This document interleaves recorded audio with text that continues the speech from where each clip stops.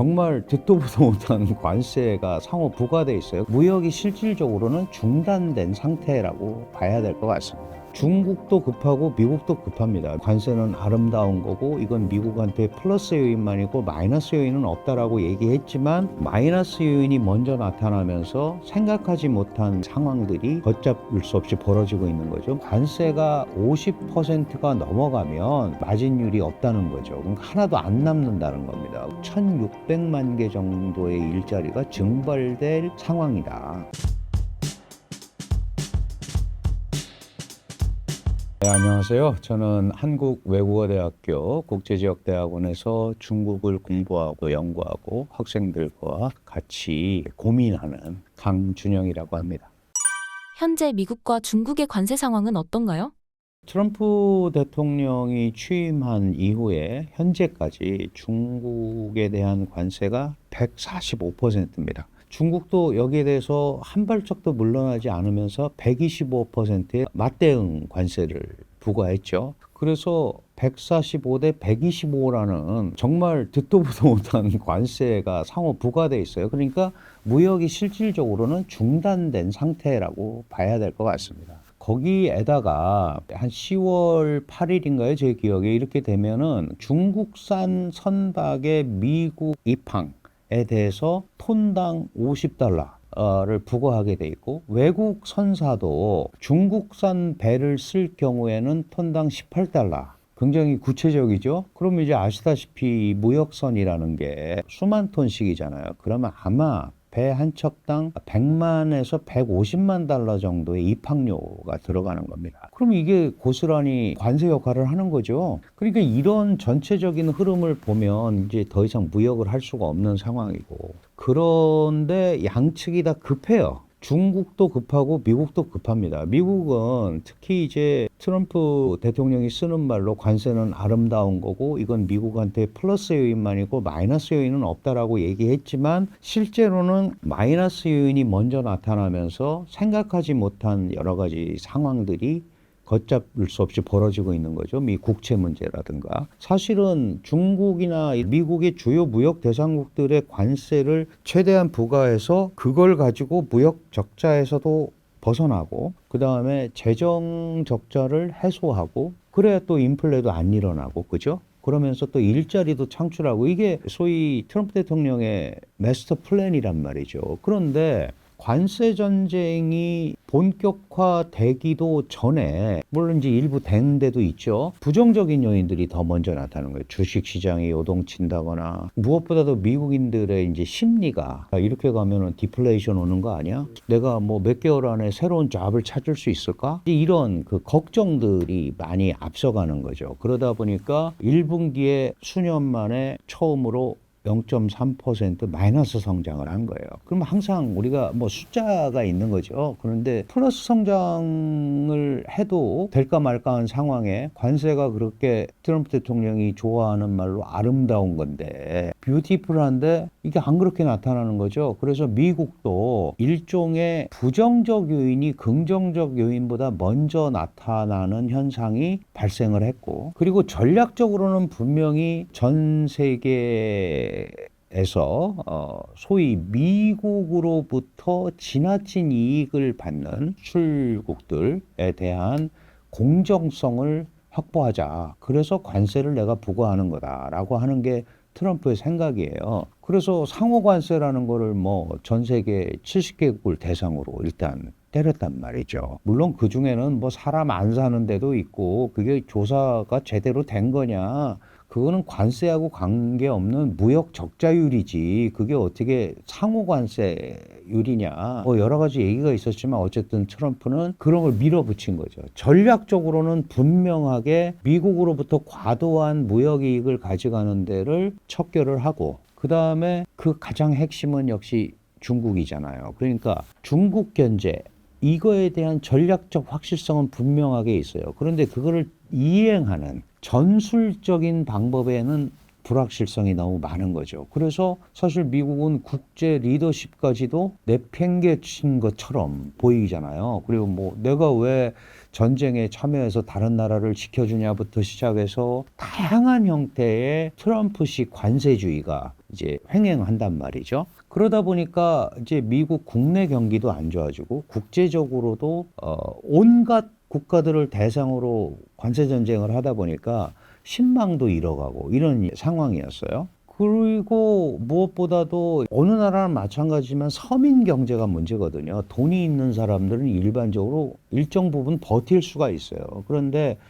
미국의 소위 서민들, 이분들은 민생 경제에 직접적인 타격을 받는 거죠. 예를 들면 월마트의 수입품의 60%가 중국산 저가 제품인데 그게 안 들어오니까 당장 서민들이 지출해야 될 비용이 늘어나잖아요. 그래서 그 몇몇 미국의 슈퍼 체인 대표들이 모여서 일단 이대로 놔두면 안 된다라는 얘기도 하고, 많은 미국의 경제 전문가들이 이렇게 가면 민간이 우선 지출을 해야 되기 때문에 미국 경제 안 좋다라는 얘기도 계속 있었어요. 어쨌든 이제 이런 그림이었고, 트럼프 대통령은 그래서 몇 주 전에도 3, 4주 안에 뭐가 해결이 될 거다, 우리한테 전화를 걸어오고 있다, 계속 이런 얘기를 했었잖아요. 그런 상황이었고, 중국도 사실은 중국은 이제 제조업이 굉장히 중요한 국가잖아요. 13년째 세계 제조업 1위 국가입니다. 그런데 중국은 인구는 많지만 내수 시장의 구매력이 코로나 팬데믹 이후 굉장히 떨어져 있고, 결국은 내수 경기가 안 좋고, 내수가 안 좋게 되니까 이제 투자나 이런 것도 제대로 안 이루어지죠. 이 상황에서 중국을 지탱해 온 게 최근 몇 년이 바로 수출이었거든요. 그런데 이제 이 수출에 대해서 트럼프 대통령이 관세를 부과해 버리니까 수출도 어려워진 거죠. 그러니까 재고가 쌓이고 경기가 그렇지 않아도 어려운데 더 어려워지고 있는 상황이었어요. 특히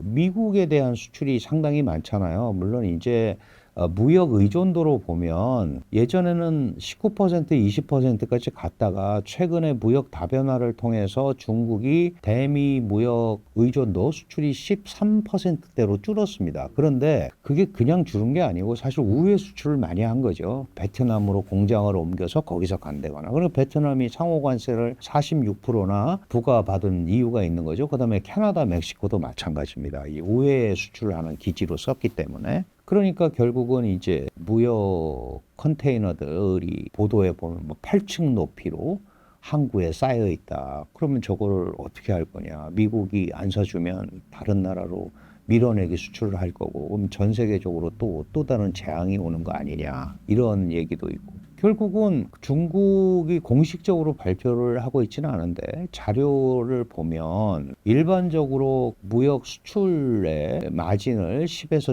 15%로 본다면 관세가 50%가 넘어가면 사실은 마진율이 없다는 거죠. 그러니까 하나도 안 남는다는 겁니다. 근데 지금 145% 관세니까 145나 80이나 70이나 똑같다고 보는 거예요. 어차피 무역 안 되고 돈 안 남는 건 마찬가지니까. 그래서 굉장히 이제 어려움에 처해 있었고, 이 트럼프의 관세 정책으로 인해서 약 1,600만 개 정도의 일자리가 증발될 상황이다. 증발됐거나 되고 있는 상황이다라는 게 이제 중국의 시각이죠. 그렇다면 결국은 실업률이 늘어난다는 뜻 아닙니까? 실업률이 늘어난다는 거는 급여를 받지 못하는 거잖아요. 급여를 못 받으면 가처분을 할 수 있는 소득이 없는 거잖아요. 그러니까 이게 악순환 고리에 들어와 있는 거고, 거기다가 중국의 아킬레스건이라고 할 수 있는 부동산 문제가 여전히 발목을 잡고 있는 그런 절박한 상황이었죠, 사실. 그래서 중국도 급했습니다. 그런데 다행히도 이제 5월 11일 스위스 제네바에서 첫 번째 무역 관세 협상을 가졌습니다. 물론 이제 중국은 협상이라는 말을 쓰지 않고 접촉이라는 말을 씁니다. 접촉. 아직 협상까지는 들어가지 않은 거죠. 뭐 그게 표현이 다양한데 이게 이렇게 표현을 해요. 미국도 이게 아메리카, USA, 차이나 턱이라고 그래요. 협의? 뭐 그 정도죠. 협상이라는 거는 negotiation이라는 표현이 따로 있잖아요. 그러니까 거기까지는 아직 안 간 거예요. 다만 둘이 마주 앉았다는 건 굉장히 중요하죠. 물론 구체적으로 뭐를 어떻게 하고 뭐 이런 거는 따지기가 어렵지만 양측의 절박함을 숨기지 않고 미국에서는 관세 정책을 총관리 진두지휘하는 베센트 재무장관, 그 다음에 그리어 DR 대표가 나왔어요. 그러니까 최고위급이 나온 거죠.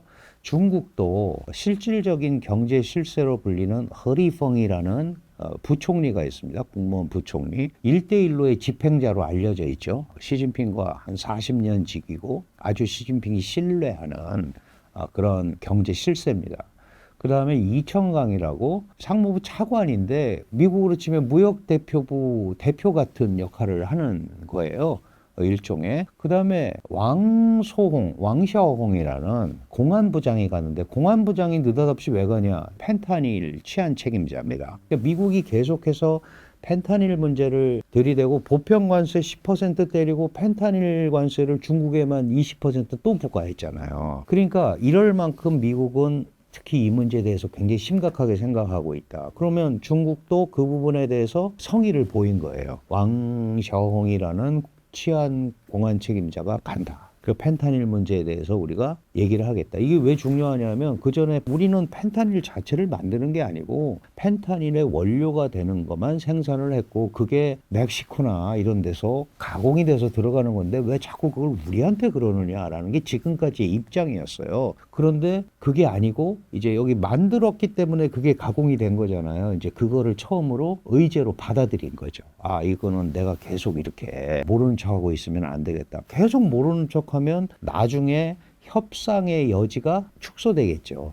그래서 이제 나선 것 같습니다. 물론 지리한 과정이 될 겁니다. 큰 틀은 마련을 할 수 있는데 근데 이제 이게 칼로 무 자르듯이 탁탁탁 뭐가 안 나오더라도 둘이서 일단 만났다는 거는 더 이상 에스컬레이팅은 안 하겠다라는 뜻이잖아요. 어쨌든 이 상황에서 이걸 가지고 만들어 보겠다. 그러니까 협상 분위기로 끌고 가고 바로 이제 백악관의 반응도 정상적 무역 관계가 가능할 수도 있다라는 이제 그런 메시지를 띄웠잖아요. 물론 이거는 이제 다 봐야 되는 겁니다. 더 지켜봐야 되는 거지만 중국도 본래 미중 간에 뭔가 회의를 하면 서로 온도차가 굉장히 크잖아요. 뭐 한쪽에서는 얻은 게 많다고 그러는데 우리는 합의해 준 게 없다 이런 건데 중국도 이례적으로 허심탄회하게 상당하게 얘기를 많이 했다. 이제 이런 얘기를 하는 걸로 봐서 두 나라가 더 이 소위 싸움을 확대시키지는 않겠다라는 메시지를 주는 그런 효과는 분명히 있는 것 같습니다. 왜 그러냐 하면 이 미중 두 국가는 전 세계 GDP의 한 45%를 차지해요. 전 세계 나라가 200개인데 어마어마하잖아요. 뭐 미국이 24%, 뭐 중국이 19%, 20% 이렇게 쫓아왔다 이렇게 얘기하잖아요. 소비 시장도 마찬가지예요. 전 세계 물건의 30%를 미국이 소비하고 중국은 워낙 인구가 많지만 어쨌든 15%를 소비하거든요. 이 막강한 경제 실체들이기 때문에 문제가 생기면 이게 다 파급이 다른 데로 다 갈 수밖에 없는 거예요. 그러니까 그런 점에서 더 이상 확대하지 않겠다는 메시지를 준 것만 가지고도 시장에는 긍정적이다 이렇게 볼 수 있습니다. 다만 세부적으로 어떻게 되는지에 대해서는 이제 밀고 당기기가 있을 수 있죠. 중국은 그런 기대를 하는 것 같아요. 트럼프가 1기 때도 45% 관세 부과를 천명을 했었고 그런데 실제로는 한 25% 부과하고 한 1년간의 협의를 거쳐서 미중 무역 합의를 했어요.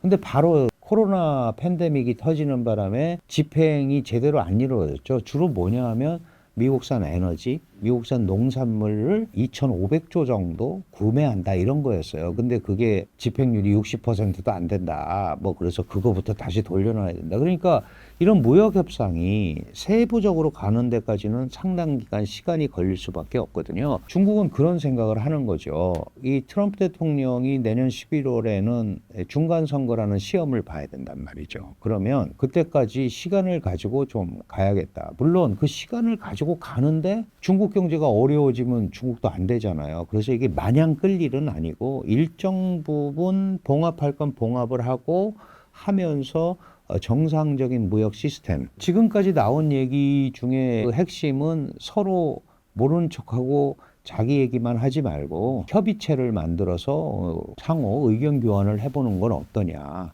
뭐 이전에도 다 있었습니다. 뭐 전략 대화 그 시기마다. 근데 지금은 이제 트럼프 2기와 지금 시진핑 지도부 간에 뭐 틀을 만든다는 이런 얘기까지에는 합의를 한 걸로 봐서 장기적으로 미중 관계도 지금 같이 서로 뭐 소위 치킨 게임이라고 그러잖아요. 극한으로 몰고 가는 상황은 이제 일단락이 된 것 같다라고 볼 수 있을 것 같아요. 중국이 펑페이 다오디 대응 방식을 꺼내든 이유가 있을까요?